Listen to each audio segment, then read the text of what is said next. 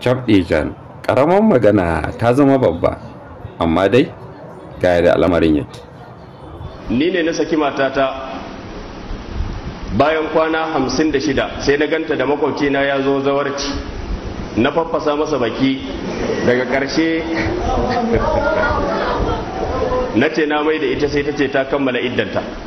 Shi ana iya gama idda a cikin kwana 56? Ana iya gamawa, ana iya gama idda a cikin kwana 56. Sannan kuma ita ce take da magana, alƙawlu ƙauluha, ita ce da magana ba kai ba.